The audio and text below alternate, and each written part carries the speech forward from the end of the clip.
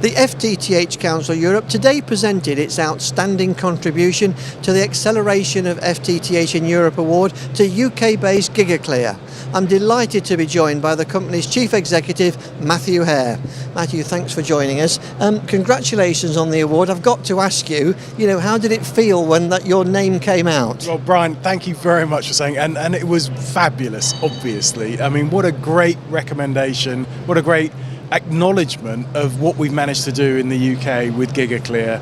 And fantastic that we've been picked out from all of the people from Estonia to Belarus who could have been picked, and they've picked us. Fabulous. Thanks very much.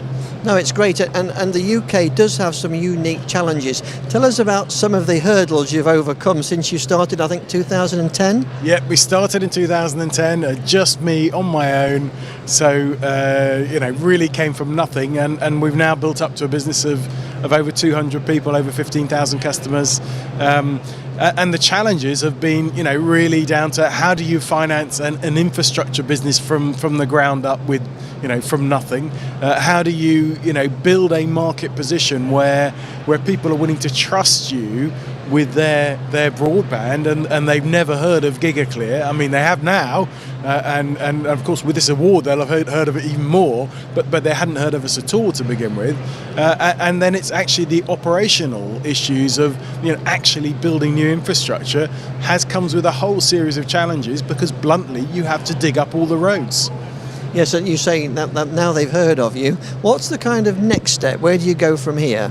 Well, there's just an awful lot more to do. So there's 30 million properties in the UK, of which about 500,000 only have full fibre right now, of which we do about 10%. So, honestly, there's the other 29.5 million properties to build. We only do rural, so we only do the rural bits, but that still leaves you with, 5 or 6 million properties that are in properly rural areas that we could be serving, that right now nobody's giving them fibre to. So it's just a lot more of the same. I know that's slightly boring.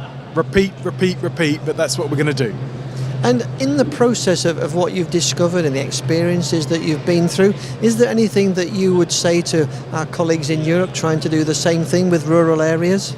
Yeah, I mean, there are some great opportunities with rural that are very different to urban. I mean, it does cost more to build these networks, but the enthusiasm of the people who live in and work in rural areas is massive, because they honestly generally feel very left behind by pretty much any other technical development. And if you take fibre into their home or into their business, you're catapulting them right to the front of the queue, and they love it. So, they are very loyal, they are very enthusiastic, they are really keen to help.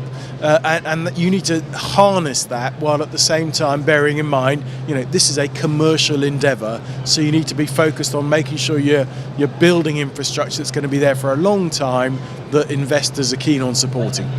Okay, well, congratulations again, and thanks for talking to us. Thank you very much, Brian. So, award-winning Gigaclear, bringing a lot of satisfaction out in those rural areas in Europe.